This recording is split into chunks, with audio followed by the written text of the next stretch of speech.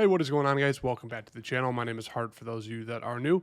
And today I'll be breaking down the Sunday main slate here for DraftKings. $1 million up top to first place as usual. So make sure to hit that like button and subscribe. I'll be talking through my favorite plays, some core plays, some value plays, who you should be targeting and why. So make sure to hit that like button and subscribe. Do really appreciate all the support. Let me know in the comments who you guys' favorite core plays are for tomorrow's main slate. Make sure to follow me on Twitter at HartDFS. You can find the link down below in the description. And let's get right into it. So kind of the people I want to mention right away, we'll kind of go quarterback, running back, wide receiver, tight end, kind of go through all the top plays. But the overall best game to target, just in terms of game total and potential shootout and kind of cheap price tags, is going to be Dallas and Chicago. Obviously, Caleb and Dak Prescott going to be two of the most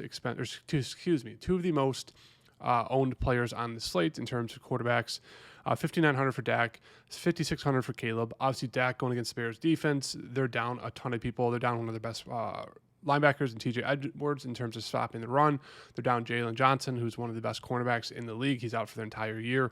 In terms of rankings, the cornerbacks and just the backfield for the Bears and the safeties, they're one of the worst in the league in terms of rankings right now. So it looks like an absolute feast for Dak, and kind of the same thing for Caleb. Like, the defense for Dallas has been terrible, have not been good at all. And Caleb Williams, 5,600. I mean, as you can see from his box score, he has upside, especially with rushing. So in a potential shootout, like if they have success, Caleb's going to go for 20 plus points.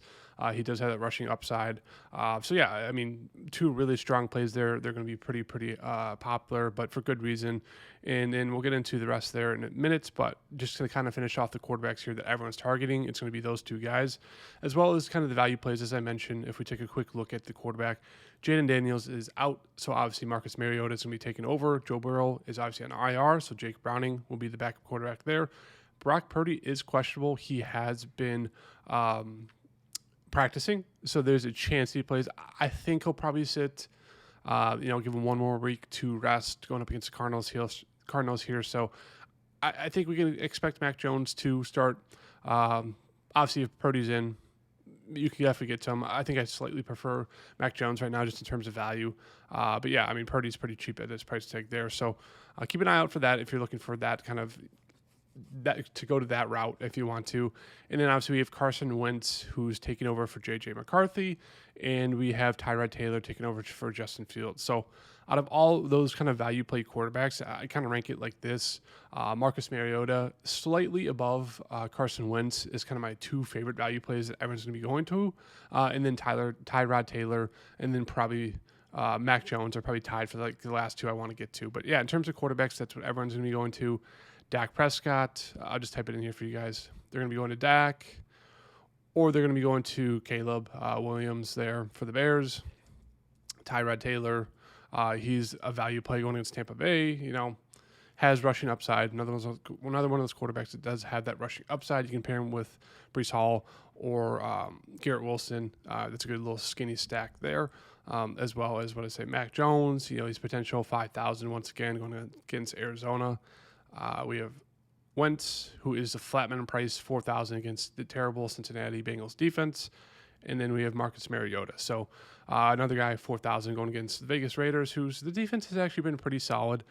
So I would keep that in mind if going to Marcus. But obviously you can pair him with Terry McLaurin or Deebo Samuel, Zach Ertz. So a lot of good stuff there. In terms of my favorite, I think I'm going to have a lineup with Dak, and then I'm going to have a lineup probably with, I think I slightly prefer Carson Wentz over the rest, even though I have Marcus Mariota slightly ranked above him in terms of just projections. I think I'm going to go with Carson Wentz, just that stack with Justin Jefferson. So we'll get there in a minute. But in terms of running backs for you guys, obviously the two at the top, CMC and Bijan, are going to get all the exposure in terms of kind of the best two plays on the slate in terms of running backs right there, 7,900, 8,200. Both in fantastic matchups, going to get a ton of touches, and it's just perfect spots for them. So if you want to pay up, don't mind getting to both of them. I think people are going to go to at least one of them and then go to one or maybe even two of the value play running backs, which we'll get to in a second here. But yeah, absolutely love stacking two of them and getting into one of the value running backs. So like playing CMC and Robinson, and then either going to Jordan Mason as your value running back or Kenneth Walker.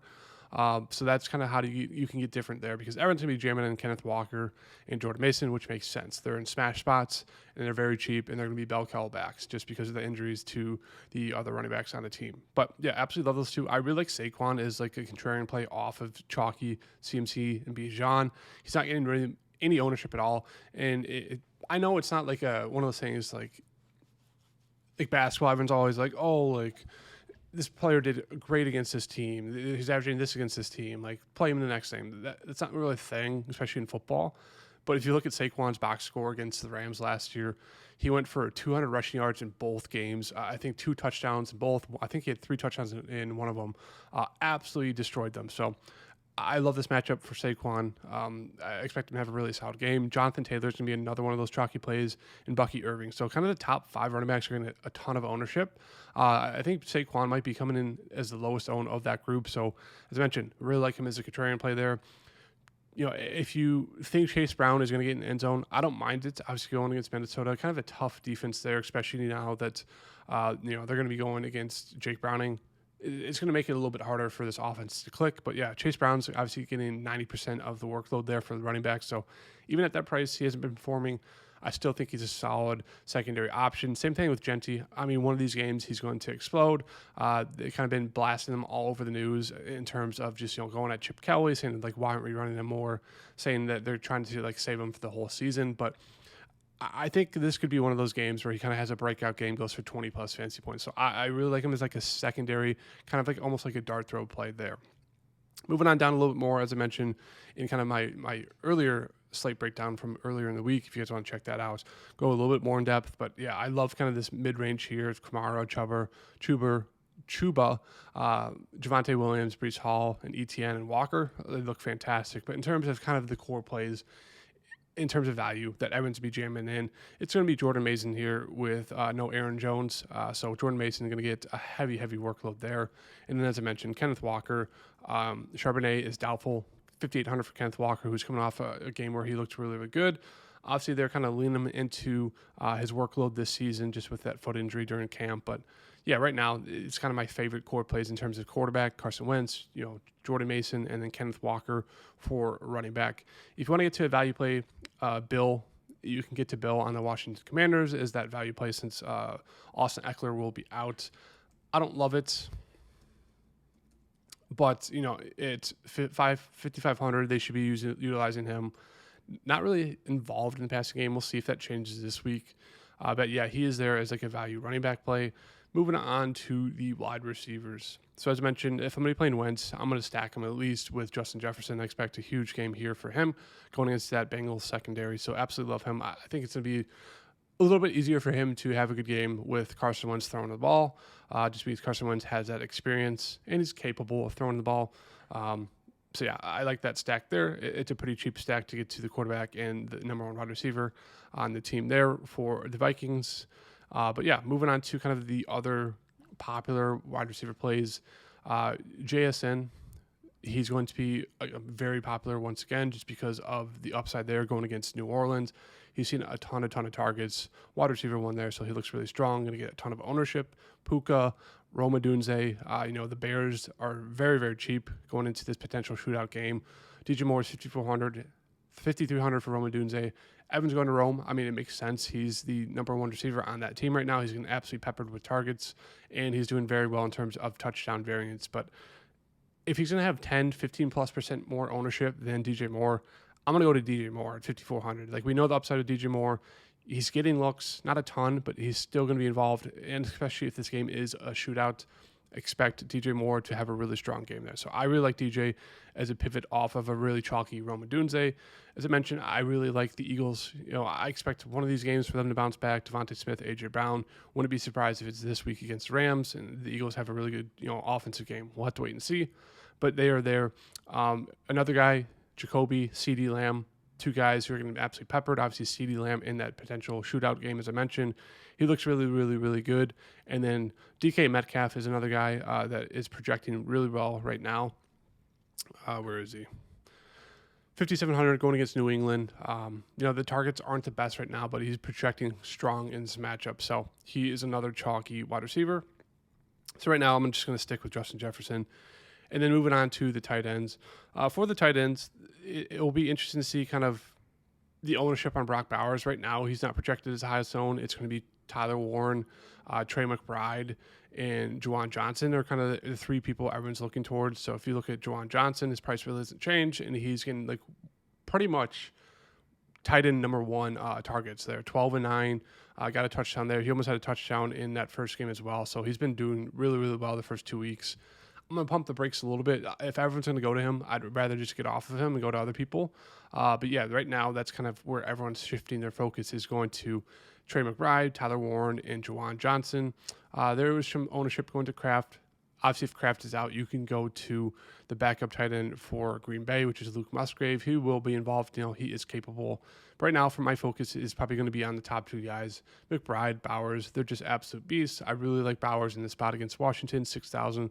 Coming off a game where he's very quiet, only 8 targets, 38 yards, was obviously coming off of that injury from week 1.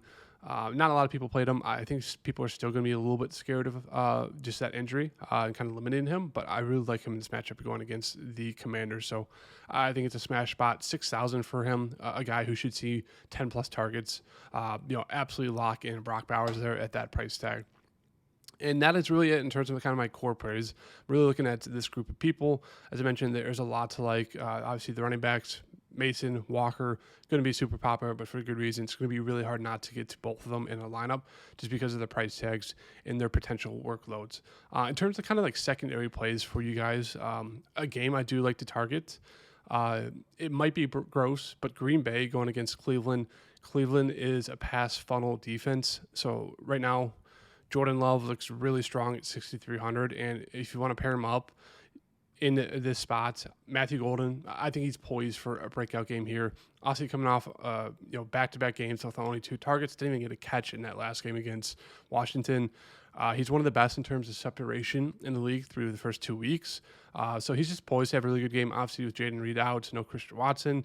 He and Dobbs are technically the wide receiver ones for this team. So obviously you could say maybe Romeo is wide receiver 1, Golden's wide receiver 2. Expect Wicks and Savion Williams to get some run, even probably Malik Heath. So if you want to get a little bit riskier, you can definitely go down to Wicks, Savion, or Malik Heath if you want if you're kind of stuck in that 3,800 or below range for wide receivers. They should be involved. They should see the routes. They're solid. I'd rather get to Golden and Dobbs, but yeah, this is kind of a really solid option for contrarian game stack if you want to go to. And obviously you can bring it back with Jerry Jeudy, or you could bring it back with Fannin Jr. or Njoku. 2 guys I think are really strong options there as like a secondary stack. So that's one option. Another option I like getting to would be, as I mentioned, the Eagles players. So you can go Jalen Hurts. You can either do both if you want to. I always feel like it's either one or if not both. Have a solid game. Sorry, 1 second. I need to get off of this. Get back to this. So we'll throw in AJ Brown here. You can even throw in Devontae. But as I was saying, like I feel like usually one of them has a good game, the other one has like an okay game. So I don't love stacking them, but it is like a relatively cheap stack. You get the Hurts upside for rushing, and if they do click in the receiving game, AJ Brown, Devontae Smith look like they should be in really good spots.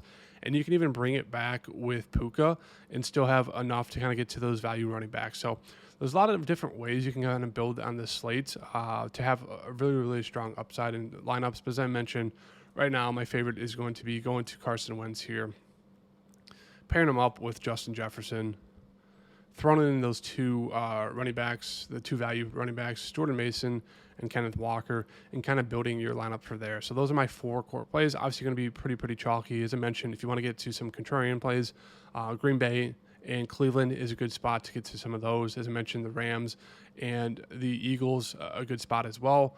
And then you could get to a team like Tampa Bay and New York Jets.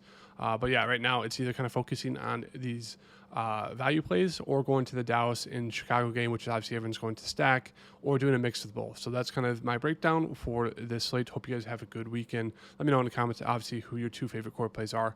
I'll see you guys in the next video. Peace.